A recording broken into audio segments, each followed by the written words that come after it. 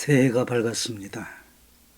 유례없는 실현기를 맞고 있는 우리는 창세에 등장한 인류 시험대에 다시 올라선 느낌입니다. 바벨탑 사건은 하나님이 인간의 재능과 능력을 시기해서 사방으로 흩으신 사건이 아니었습니다. 처음부터 하나님의 계획과 상치된 인류의 집단 욕망이 빚어낸 결과였습니다.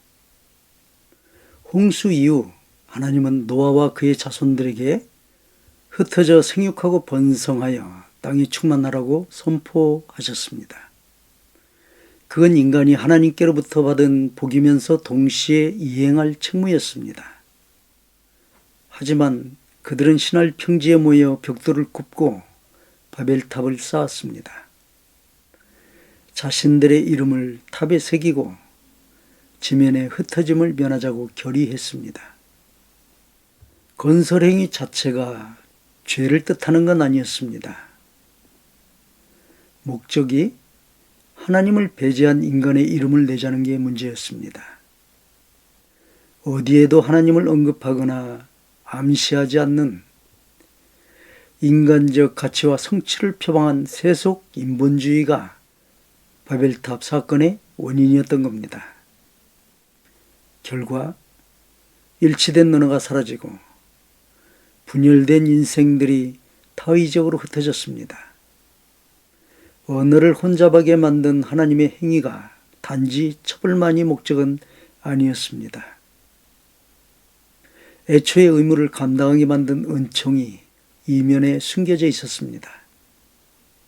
하나님의 완벽한 사랑은 당신을 향한 인간의 집단적 거부가 실현되지 않기를 바라는 마음을 반영하고 있다는 사실을 바벨탑을 통해 보여주었습니다. 인간의 거부권을 하나님은 은혜의 손길로 막으십니다. 마침내 인류는 최선이라는 이상을 달성할 그날에 선명하게 하나님과 대조를 이루게 될 터이지만 죄를 막으시기 위해 은혜의 손길로 흩으시고 언젠가는 다시 회복시켜 한마음으로 하나님을 섬기게 함으로 집단적으로 예배하게 하실 것입니다. 그날의 회복은 교회를 지상에 태동시킨 과거 오순절에 일시적으로 나타났습니다. 사람들의 언어가 분명해지고 복음이 모든 사람들에게 들리게 하심으로 모든 이에게 하나님의 때를 기다리라는 암시를 남겼습니다. 하나님은 바벨 땅을 대대의 황무지로 남게 하겠다고 천명하셨습니다. 역사상 재건을 시도한 어떤 인물도 그 저주를 피하지 못했습니다. 느부갓네살 왕이 알렉산더가 사담 후세인이 죽음으로 무산되었습니다. 바벨론의 멸망 후에 인근 주민들이 벽돌을 훔쳐다가 자기 집을 지었으므로 나중엔 그 흔적조차 남지 않게 되었습니다.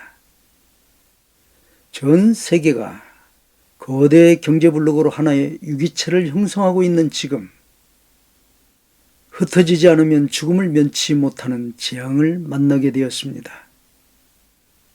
전쟁도 정치 탄압도 아닌 순전한 재앙입니다. 믿는 자들은 깨어 말씀을 묵상해야 할 것입니다. 모든 국가, 개인의 하나 같은 열망이 돈에 직결되어 있습니다. 이념도 신념도 젊은 청춘 아이들의 꿈까지 잠시간 지 오래입니다. 여호와께서 내려오셨더라 라는 진술은 인간이 세운 목표의 무의미함 그리고 인간과 하나님 사이의 본질적 차이를 나타내는 말씀입니다.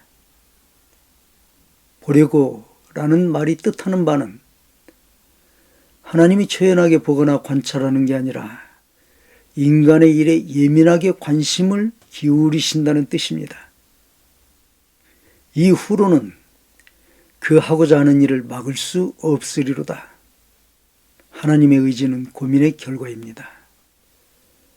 회복의 날, 교회를 살리기 위해선 망해야 하며 인생을 살리려면 죽음을 통과해야 합니다. 새해 첫날 아침에 거룩하신 하나님의 은총을 깊이 말씀으로 체감하시길 주의 이름으로 축원합니다. 아멘.